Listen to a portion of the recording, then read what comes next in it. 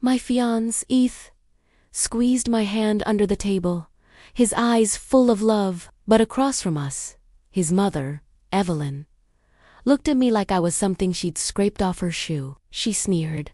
So, Jessica, Ethan tells me you're from a simple background.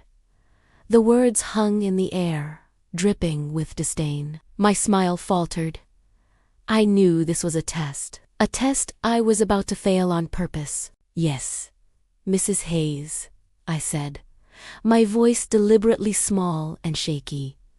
My parents were teachers. We never had much, but we were happy. I glanced around their opulent dining room, the crystal chandelier sparkling above a table that was probably worth more than my parents' car.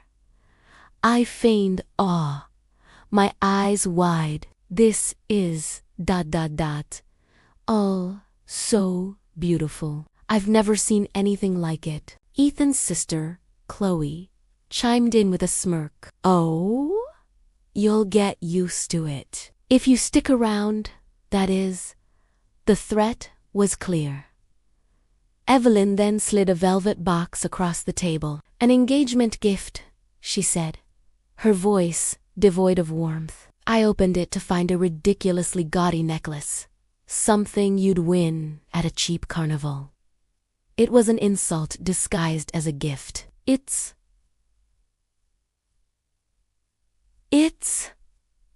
lovely, I choked out, fighting the urge to laugh. Ethan looked uncomfortable, but said nothing. He was always caught between me and his family.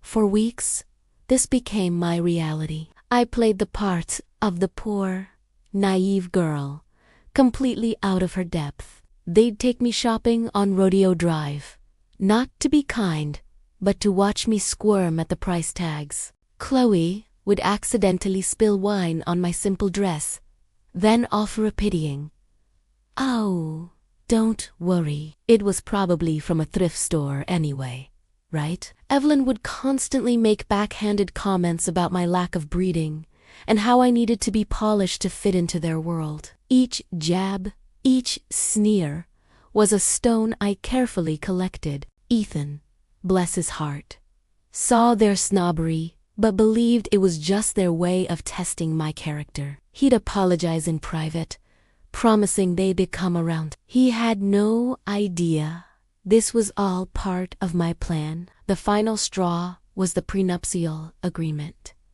Evelyn presented it to me a week before the wedding. It wasn't just a standard prenup. It was a document of humiliation. It stipulated that in case of a divorce, I would receive a paltry one-time payment, and I had to waive any claim to assets, gifts, even memories.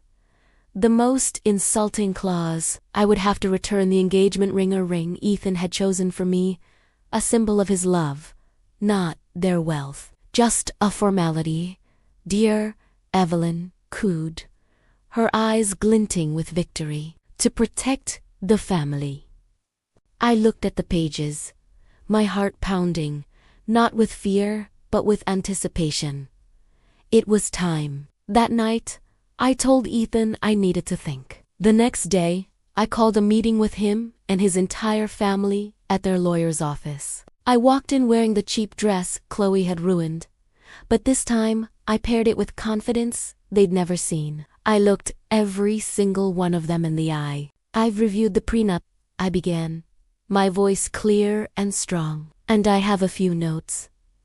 I pulled a document from my own briefcase. This is my family's asset portfolio.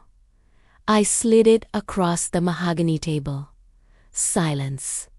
Jaws literally dropped. Evelyn's face went pale as she scanned the pages. Chloe fumbled with her phone, her smirk gone. My simple family, the one with the teacher parents, had, over generations, quietly built a tech empire. My net worth dwarfed theirs by a factor of 10. My parents were teachers because they loved it, I explained calmly. Not because they had to be. They taught me that a person's worth isn't in their bank account, but in their character. A lesson you all seem to have missed. I turned to Ethan, whose face was a mask of confusion and shock. I love you, Ethan, but I cannot marry into a family that values money over kindness and status over love.